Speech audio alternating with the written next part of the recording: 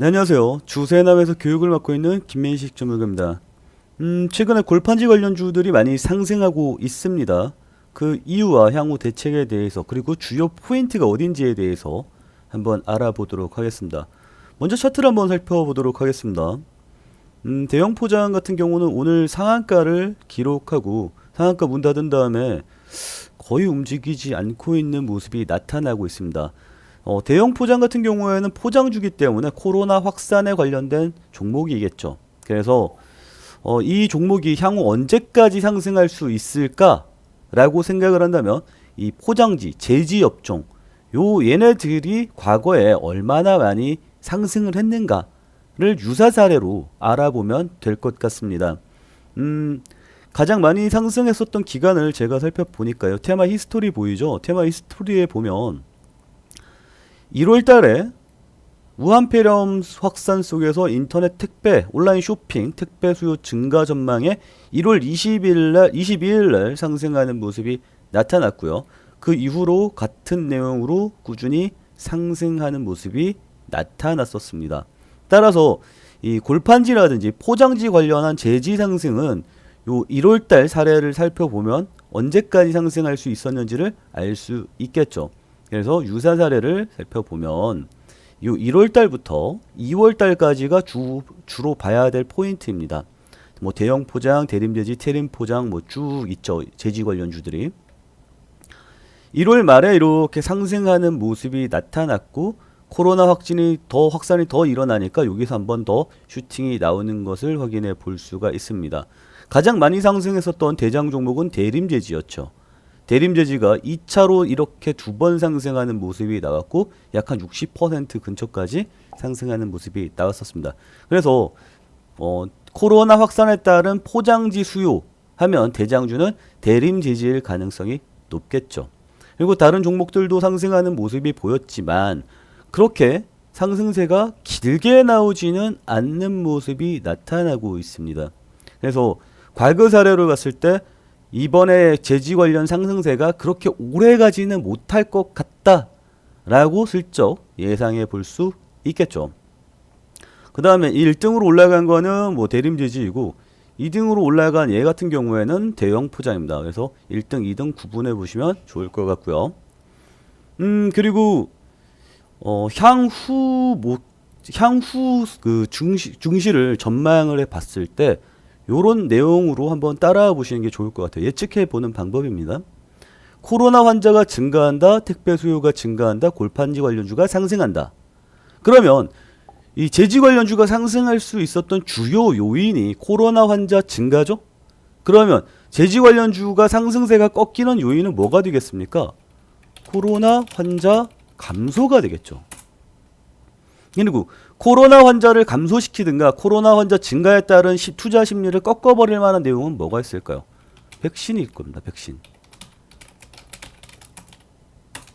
백신에 관련된 내용은 아마 예정되어 있는 일정을 살펴보면 12월 7일 날 영국에서 최초의 백신 접종이 일어날 겁니다. 화이자 관련한 내용이죠. 그러면 백신 접촉하기 전에 그 관련주들을 한번 보고 있어야 됩니다. 화이자 접종이 일어나니까 화이자 관련주를 봐야겠죠. 그리고 백신에 관련된 이슈가 시장을 한번 쓱 쓸기 시작하면 코로나 환자 관련해서 상승했던 종목들이 하락할 가능성이 높아집니다.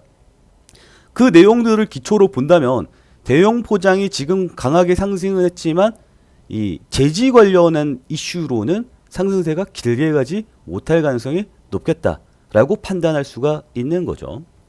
그리고 이 내용도 한번 집중해 봐야 되는데요. 1월 30일 날 윤석열 검찰총장 관련해서 상승세가 나왔었던 적이 있습니다. 뭐가? 대형 포장이 말이죠. 차트를 한번 보게 되면 이런 모습이 나타나요. 이 상승세가 제지 관련 상승이 아니라 윤석열 관련 상승이었다라는 거죠. 오늘 그 뉴스가 나왔는데 차기 대선 주자 선호도에 대한 내용이 나왔습니다. 거의 뭐 박빙이라는 뉴스가 나왔죠. 그래서 오늘 윤석열 관련주들이 상승하는 모습이 나타났고요. 덕성이 조금 상승하는 모습이 나타났고 서현이 대장주죠. 근데 서현도 뭐 한 4% 정도밖에 상승 못했네요. 장중에는 9%까지 상승하는 모습이 나타났습니다. 서현 탑메탈 같은 경우에는 24%까지 급등하는 모습까지 나타났죠. 그러면 지금 대림 포장 같은 경우 얘가 대형 포장 같은 경우 얘가 지금 상한가를 기록한 게 오롯이 재지 관련 이슈이다라고 이야기하지 못할 가능성이 있다라는 거죠. 그래서 지금 대형 포장 같은 경우는 이슈가 두 개예요. 윤석열 관련 섹터와 재지 관련 섹터. 근데 재지 관련 섹터에 대해서는 길게 가지 못할 것이다. 왜? 백신에 대한 내용이 있기 때문에. 윤석열 관련된 섹터는 언제까지 상승할지 모릅니다. 몰라요. 그거 알면 떼돈 벌겠죠. 원래 대선 관련주들은 급등락이 좀 심하게 가죠. 근데 향후에는 대선 관련주들이 계속해서 움직일 가능성이 있습니다. 그래서 이걸 어떻게 대응을 해야 되느냐? 지금 제가 봤을 때는 그래요. 얘가 과거에 이렇게까지 급등락을 한 적이 없었어요. 뭐 최근 여기서 좀 올라갔던 적이 있긴 하지만 이미 최고점을 넘었다고. 여기가 19년 1월입니다. 19년 1월에 관련된 내용인데 거기를 이미 넘었어요. 얘 같은 경우는 한번 물리기 시작하면 언제 다시 올라갈지 장담하지 못합니다. 그렇기 때문에 타이트한 손절가를 잡고 대응하셔야 된다. 그리고 아까 재지 관련 길게 가지 못한다라고 말씀을 드렸죠. 그렇기 때문에 얘는 어떻게 해서든 손절가를 정확하게 지킨다라는 마인드. 물리면 답이 없어요. 그러니까 물리면 답이 없다라는 생각으로 철저하게 손절가를 지켜나가시는 방향이 좋고요.